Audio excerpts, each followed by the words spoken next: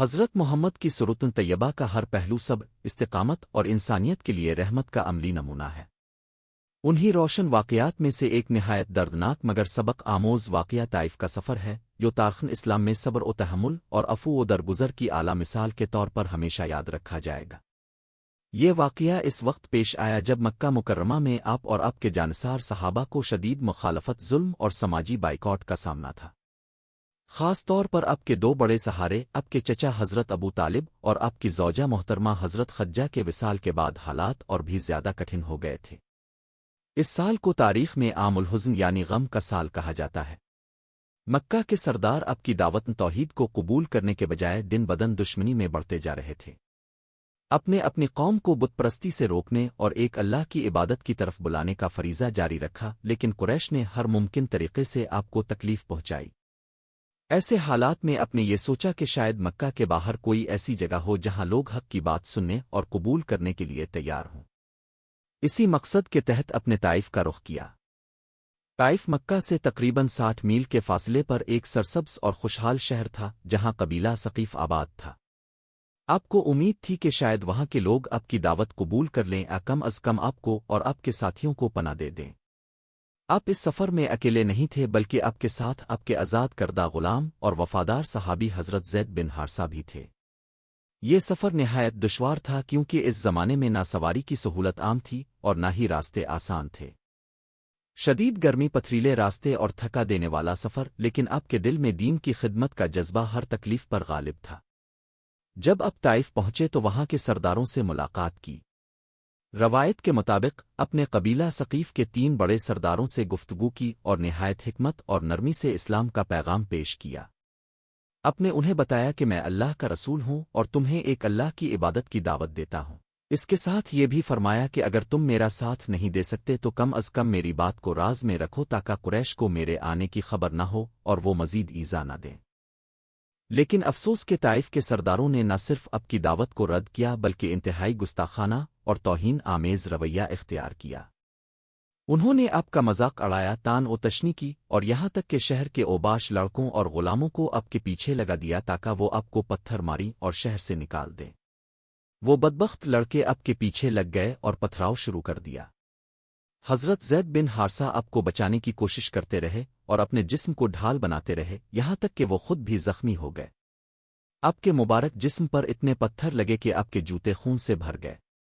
یہ منظر نہایت دردناک تھا، لیکن اپنے صبر و تحمل کا دامن ہاتھ سے نہ چھوڑا۔ آپ شہر سے نکل کر ایک باغ میں پناہ لینے پر مجبور ہو گئے۔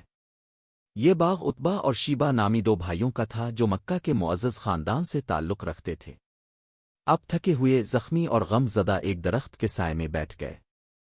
اس موقع پر اپنے اللہ تعالیٰ کے حضور ایک نہایت درد بھری دعا کی جو صبر اور عاجزی کا اعلیٰ نمونہ ہے۔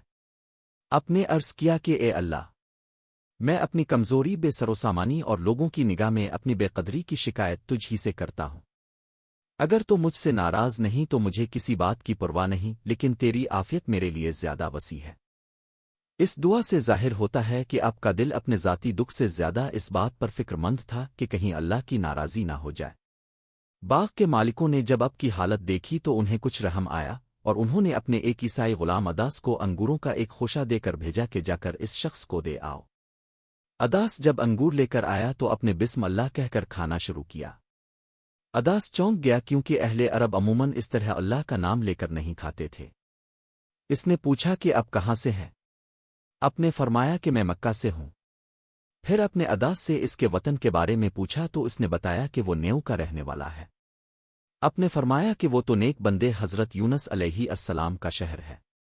اداس حیران رہ گیا کہ ایک عرب کو حضرت یونس علیہ السلام کے بارے میں کیسے معلوم ہو سکتا ہے۔ آپ نے فرمایا کہ وہ میرے بھائی تھے، وہ بھی اللہ کے نبی تھے اور میں بھی اللہ کا نبی ہوں۔ یہ سن کر اداس کے دل پر گہرا اثر ہوا اور اس نے آپ کے ہاتھ اور پاؤں چوم لیے اور آپ پر ایمان لے آیا۔ اس طرح اس کٹھن سفر میں ایک دل ایسا بھی تھا جس نے حق کو پہچان لیا۔ جب آپ باغ سے نکلے اور واپس مکہ کی طرف روانہ ہوئے تو راستے میں ایک اہم واقعہ پیش آیا۔ روایت میں آتا ہے کہ پہاڑوں کے فرشتے نے آ کر عرض کیا کہ اگر آپ حکم دیں تو میں ان دونوں پہاڑوں کو ملا کر طائف والوں کو کچل دوں، کیونکہ انہوں نے آپ کے ساتھ نہایت ظلم کیا ہے۔ لیکن رحمت عالم نے فرمایا کہ نہیں، میں امید رکھتا ہوں کہ ان کی نسلوں میں سے ایسے لوگ پیدا ہوں گے جو اللہ کی عبادت کریں گے اور اس کے ساتھ کسی کو شریک نہیں ٹھہرائیں گے۔ یہ جواب اب کی عظیم الشان رحمت دور اندیشی اور انسانیت سے محبت کا بے مثال ثبوت ہے۔ اپنے بدلہ لینے کے بجائے ہدایت کی دعا کی۔ واپسی کے سفر میں اپنے نخلا کے مقام پر قیام فرمایا اور قرآن مجید کی تلاوت کی۔ اسی موقع پر جنات کی ایک جماعت نے قرآن سنا اور اس سے متاثر ہو کر ایمان لے آئی۔ بعد میں انہوں نے اپنی قوم میں جا کر اسلام کی دعوت دی۔ اس واقعے کا ذکر قرآن مجید میں بھی آیا ہے۔ اس سے معلوم ہوتا ہے کہ اگرچہ انسانوں میں سے کچھ لوگوں نے انکار کیا، لیکن اللہ تعالیٰ نے اپنی حکمت سے دوسری مخلوق کے دلوں کو ہدایت کے لیے کھول دیا۔ جب آپ مکہ کے قریب پہنچے تو ایک اور مسئلہ سامنے آیا۔ قریش کی شدید مخالفت کی وجہ سے بغیر کسی بااثر شخص کی پناہ کے مکہ میں داخل ہونا خطرناک تھا۔ اپنے چند سرداروں کو پیغام بھیجا کہ وہ آپ کو اپنی پناہ میں لے لیں۔ آخرکار متم بن عدی نامی سردار نے آپ کو پناہ دی۔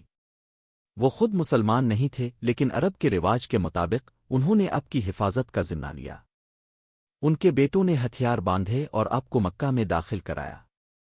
اس طرح اب دوبارہ اپنے شہر میں داخل ہوئے اور دعوت اسلام کا سلسلہ جاری رکھا۔ طائف کا یہ سفر بظاہر ناکامی کا سفر نظر آتا ہے، لیکن حقیقت میں یہ صبر اور استقامت کی ایک عظیم مثال ہے۔ اس واقعے سے ہمیں معلوم ہوتا ہے کہ اللہ کے راستے میں مشکلات آتی ہیں، لیکن صبر کرنے والوں کے لیے اللہ کی مدد ضرور آتی ہے۔ طائف کے لوگوں نے اس وقت انکار کیا، مگر بعد میں جب اسلام پھیلا اور مکہ فتح ہوا تو طائف کے بہت سے لوگ بھی مسلمان ہو گئے۔ یوں اب کی وہ امید پوری ہوئی کہ ان کی نسلوں میں سے ہدایت پانے والے لوگ پیدا ہوں گے۔ اس واقعے سے کئی اہم اسباق ملتے ہیں۔ پہلا سبق یہ کہ دعوت حق کا راستہ آسان نہیں ہوتا۔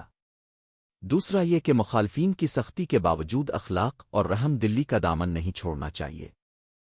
تیسرا یہ کہ مایوسی ایمان والے کا شیوا نہیں، بلکہ وہ ہر حال میں اللہ پر بھروسہ رکھتا ہے۔ چوتھا یہ کہ حقیقی کامیابی فوری نتائج میں نہیں بلکہ اللہ کی رضا میں ہے۔ حضرت محمد کا طائف کا سفر ہمیں یہ سکھاتا ہے کہ اگر انسان کا مقصد بلند ہو اور نیت خالص ہو تو مشکلات اس کے عزم کو توڑ نہیں سکتیں۔ اپنے جس صبر، حلم اور رحمت کا مظاہرہ کیا وہ قیامت تک کے لیے انسانیت کے لیے مشعل راہ ہے۔ اپنے بدترین دشمنوں کے لیے بھی ہدایت کی دعا کی، اور یہی وہ اخلاق ہے جس نے آخرکار دلوں کو جیت لیا۔ یہ واقعہ ہمیں اپنی روزمرہ زندگی میں بھی صبر، برداشت اور معافی کا درس دیتا ہے۔ اگر ہمیں کوئی تکلیف دے تو ہمیں بدلہ لینے کے بجائے اصلاح اور بہتری کی کوشش کرنی چاہیے۔ اسی میں دنیا اور آخرت کی کامیابی ہے۔